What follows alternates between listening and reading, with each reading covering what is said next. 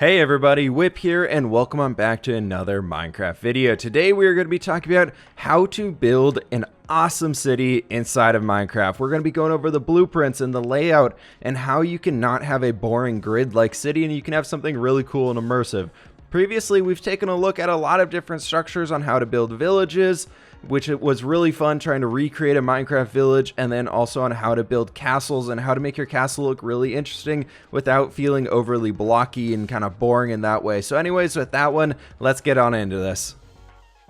Like any good build, we first need to start out with terraforming. So I wanted to come through here and quickly just smooth out a lot of the regions and take away that kind of weird Minecraft generation that we get in a lot of the plains biomes, basically removing any lava pools and ponds that we see dotted around the top of these areas, and those random caves and crevices that pop up, which are really useful inside the survival side of things, but when we get inside of kind of building up a city and building up everything like that, they just can cause a lot of problems. But as I was talking about with that grid pattern, if we built our roads going here just as a straight line like that, and then a straight line right there, basically creating a plus shape and then filling in houses throughout the outside of that, that'd be pretty dang boring. There's not a whole lot of interest. There's not a whole lot of life to that. One thing I love playing with here is sight lines. So you'll see as we kind of build the city, we're going to use a lot of sight lines to be able to make the player feel much more immersed inside of the city. First and foremost, we want to set the boundaries for where everything is going to lie, where everything is going to live inside of our city by creating our walls. We're going with more of a medieval city on this side, so if you want to see like futuristic ones or stuff like that, let me know in the comments below and I'd be happy to try and tackle those ones where we can. That'd be kind of a fun challenge. Anyways, bringing here more for our castle walls, or our city walls, sorry, not a castle, the city walls coming around this entire place. You can see I'm going with a very loose shape here. I wanted to capture that upper hilled region that we have on there to the upper left side of the screen right now, but then I also wanted to have a very large area here inside of the plains. I want to basically try and occupy this entire biome, because for a city, we want to think that that would have thousands of people living inside it. Obviously, we don't want to be building 1,000 houses because that's a big time commitment in there. So we're going to kind of go with the Minecraft scale of things, just making sure the size here looks like it could be a city. Then one thing I think after that is we need to plot out our main roadways. Something that can really help with doing this here is if you take at every single main gateway here, as we added 4 of them, and you just add a giant pillar to those, it'll give you a good sight line of where everything is. And then that middle pillar I chose as kind of like our city center. So choosing from where the city center is, we're building the roads going out to these different directions. Instead of doing a straight line going every which way, you can see right there that I kind of put a diagonal line out and then did a Y shape there to take it to those other 2 gateways. And this created a sort of a districts area that we have inside of the city. Then our city center there, using that dotted circle, we're creating that large central area where you could throw in some events or some marketplaces or whatever it might be. You have that large open area in the center of the city where everybody would kind of be gathering and moving around in these areas. I think it's just awesome. I think it'll work really well. And you can see us also tweaking a few more terraforming things throughout this side, because as you go along, it's an important thing to note while you're building projects. It's okay to come back and tweak things and fix things as you're going throughout.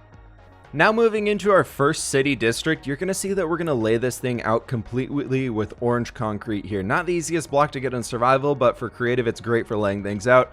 You'll see as we're moving throughout this general area that we're going to use orange for like an old town district, so smaller buildings. Then yellow is going to be more of a merchants district, so more of the rich people living there, so a bit of larger structures over on there. Light blue is going to be a royal district.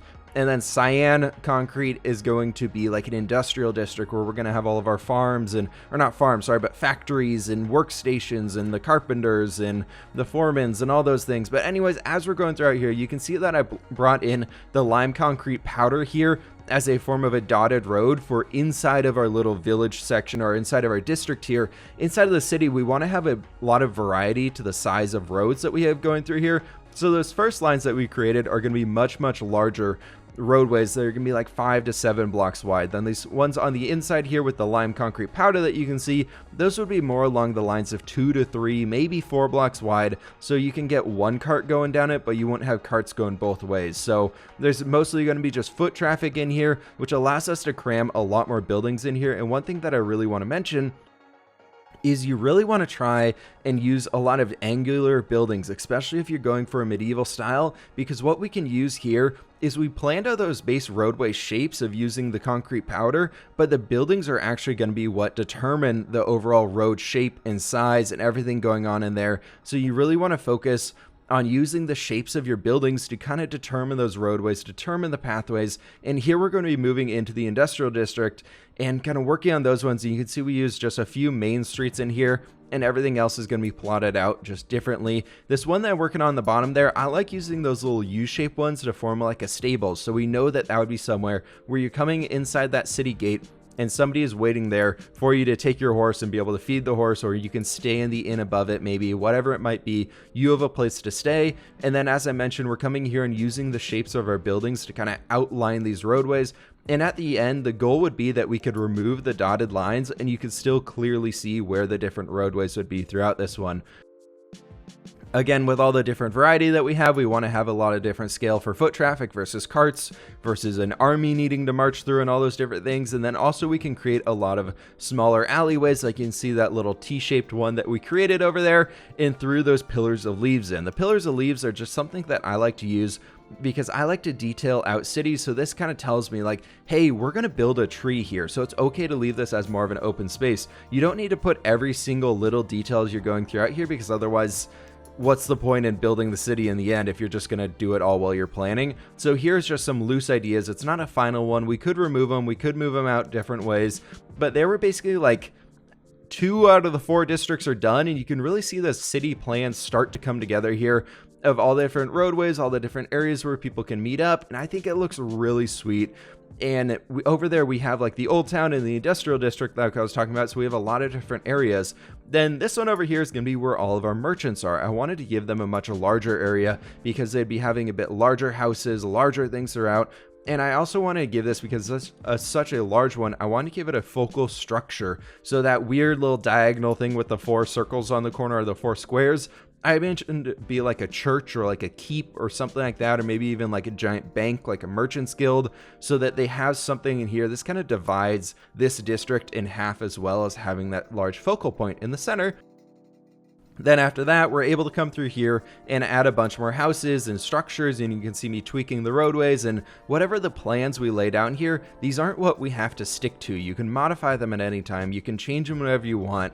And it's just kind of all about getting a general idea down here. It's better when you're planning to use a lot of overly diagonal structures, even if you're not that great at building them. Just say, you know what, I want to try and fit a house inside of this area. I want to try and fit a structure inside of this area.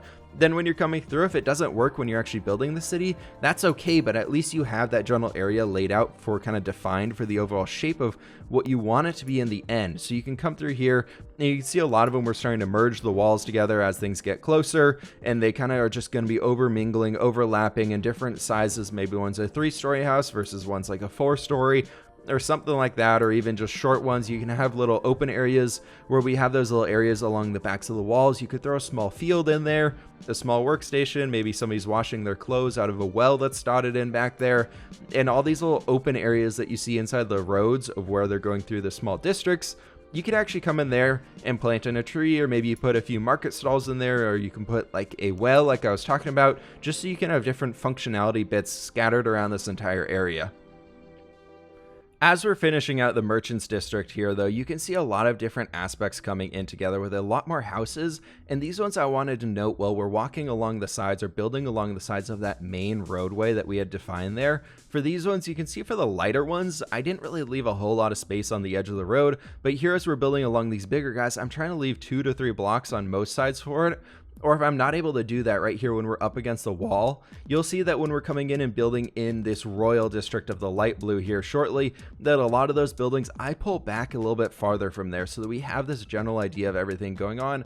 And then this part right here, I really liked being able to come up with this one. You'll see that we're using kind of almost like a split district. It's still going to all be this royal, quote, royal district, you could call it there. But you're going to see here that we're going to kind of use some buildings and use some structures to make it so that the road doesn't go all the way up to the top where they'd have to come back to the main road. Instead of that steep hill, we're going to use a few buildings to block that off. And then you can maybe have like a staircase or something right there. But it won't be something that you can necessarily have a cart going up. So you're going to see this coming in here here soon. As we're kind of defining these last shapes, you can see we're making like pockets and pods of different buildings here together, where everything's kind of starting to work together and creating these walls. Like right here, you can see that one really coming into play. So people would have to walk around the outside, go back to the main road, and then they could come up to the top and jump back onto the inside here, which I think is totally fine. I think that's something that would work out really well. And I did want to, because this is supposed to be the Royal District, I did want to add in a larger structure here. So we're going to be adding in another larger guy right there, which could be, again, like another military structure, or maybe the lord of this region, or like a top merchant or somebody. This place doesn't really have a castle or anything to it because it's supposed to be a city, and I figured you could build the castle on the outside. So we're mostly going for larger manor houses up here. So like the royal class, whoever is leading the city from like the day-to-day activities, would be able to govern and do all that stuff from up here. They'd have their meeting places, they'd have their own little market area, and it's kind of reserved from everybody else. And up here I really envisioned, because the royal atmosphere, they'd have a lot of space here and they'd want a lot of gardens, so we're going to throw in a lot of trees up in this area, which I think will help it out really, really well. And coming in here with these last final structures, that's pretty much the whole city design.